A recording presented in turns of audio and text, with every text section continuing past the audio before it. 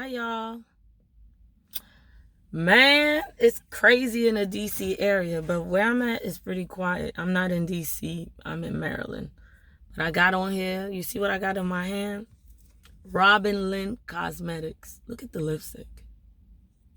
I am so proud of Robin. Look how cute this came. Look at this. This came in this cute bag. I met Robin 18 years ago. We were both at a friend's wedding in Brooklyn, New York. I believe it was in Brooklyn, yes. Oh, I think it was in Queens. But anyway, I met her 18 years ago and we were both part of the wedding party. And look at this. Her name is on her beautiful lipstick. It doesn't bother me and it doesn't take anything from me to promote this beautiful queen. See, this is where the power lies. Black enterprise. Helping and supporting each other. It takes nothing away from Virtuous Queen. It takes nothing away from me selling my bonnets, my headbands, my headbands and my masks, excuse me. It takes nothing away from my brand being able to lift up Robin. Why go to MAC if you could go to Robin Cosmetic? Do you know MAC? Do you know the owners? You know the CEOs? Support her. But then I also look at it like this. Black enterprise is power. I don't know if y'all heard about the Black Wall Street from back in the days. There was a thriving black city. I mean, rich, doing great things. Guess where I live? I live in PG County. PG County has so many educated, professional black people. Black people doing so many things. I mean, even apart from education, just doing great big things. Living in great big houses. Driving nice cars. Doing great things. But you know what was the shock of my life? Other black people looking down at other black people.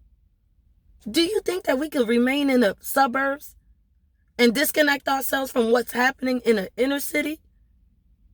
You think we could just, oh, that's them. I got mines. They got to get theirs. We all got our start from somewhere. I didn't get my start by myself. When I decided to leave the house at about, 19 years old, I had a couple of people help me. I had my ex-boyfriend's sister help me, Karen Belcon. She gave me my very first job at SL Tax on President Street in New York, on Utica Avenue and President Street. I was a receptionist. Then when I moved to Delaware, she helped me get into Careers USA. And I got into First State Learning Center. And Angela Tigman helped me. Her name was Johnson at the time. She helped me. She gave me my start, guided me. How could we turn our backs on the youth and then say, why are they acting like this, when there's not really nobody to tell them, oh, here's how you build your credit. Here's how you pay first month, last month. Here's how you get the house. Oh, no. Let me get it. We want to be the only ones in the great big houses. We want to be the only one driving the nice cars so we could look at each other and say, oh, look what I got. You ain't got it. Listen, it's chaotic right there. We're hurting right now. This innocent man died. It's mad chaos. You know what I'm saying? I'm saying don't go protesting because I feel it doesn't resolve anything. I feel the people leading the protests, the black people that's out there, the young are at risk. I feel that you put yourself on Front Street, a target on your back, because they're going to be watching every move you make. They're going to be watching your family. And then there's mysterious death. What happened to Eric Garner's daughter? Did you ever think about that? Then you say, okay, so what's a better way? How could we live a just better quality life? When we unite, when we support each other. And you're right. You know, I would agree with a person that's going to say, well, everybody's not into sales. Everybody's not into business. But guess what? How many women wear lipstick? How many women go to Claire's or Macy's or whoever and buy headbands or go to Amazon. Do you know these people? But I know Robin. I'm telling you about Robin. Y'all know about Virtuous Queen. Then, when we're eager to promote our brand, it's like, oh, they selling this again. But what happens when you sitting in your living room and Target got 1,000 million commercials or Super Bowl commercials? Let's work together. Life is a relay race. This is what I learned, right? You have the baton. You're running. You're running. You're running. You get a little tired, but you got ahead. You pass the baton to the person that's behind you, right? Because there's other eager people that's like, listen, no matter the circumstance, no matter where I came from, no matter what the challenges is, I'm trying to get somewhere. So you pass that baton to that person that still got the energy while you just get to rest and recoup a little bit, right? You don't always have to be the superstar. So then that person takes the baton and runs, gets ahead. Then you're running, right? You muster up the strength to get there. They pass the baton. Then you move ahead. And we keep the cycle going. That's what we do, right? I mean, that victim mentality is terrible. All it does is stagnates us, right? We need to wake up, right? Then let's talk about Africa, right? Because remember I told y'all my father was born in Africa, my mother was born in Africa. I wasn't, right? The stigma between Africa, like bridging the gap. Stop making, people of the same color just dislike each other, right? It goes both ways. The Africa that just came straight from Africa, please don't look down on the Black Americans. You don't know their walk, you don't know their story. Same thing for the Black Americans that's here. Don't look down on the African that's so eager to work 20 hours. You're trying to figure out why they going so hard on the job. But then, do you know the conditions in Africa? Africa is the richest continent in the world. I'm saying this straight up and down. There's somebody that I went to school with. Their family owned a whole safari in Africa. And it's not a lick of African in them. So then you say to yourself, oh yeah, Africa is the richest continent. You know why? The wealth, other people's controlling the wealth. Why? Because there's just a few Africans, right?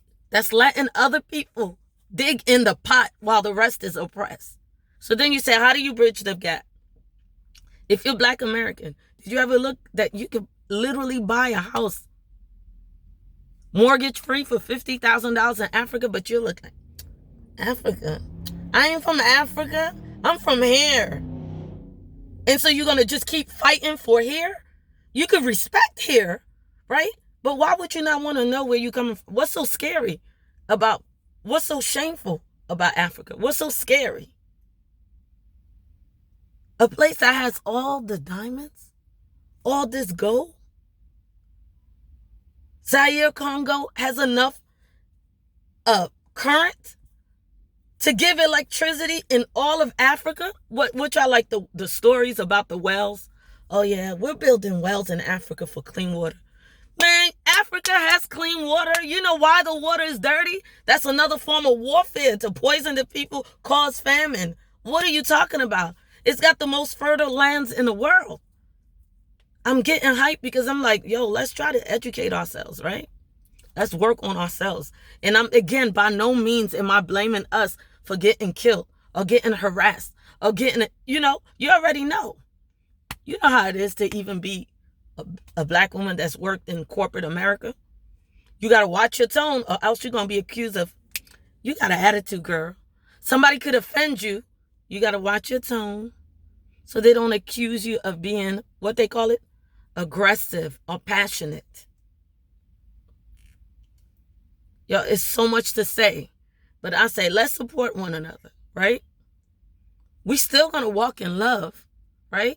We're not going to get on here and say, oh, okay, yeah, hate the white person, kill the white person. What? Hate the white person, go to jail? You already know the judicial system is not set up for us. Kill the white person and what? Get the electric chair, lethal injection, have your family break up, have your kids going to see you in jail? Is that the resolution? And I'm not saying that somebody come for you, you don't get to defend yourself. But I'm just saying, let's take a minute and regroup. Right? What did that Black Wall Street do, right? What happened when it was segregation, right?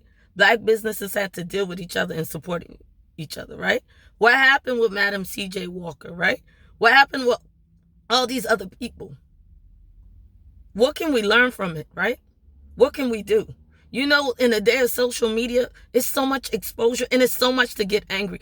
I swear, I promise y'all, there's something to be angry about every day because the internet exposes so much.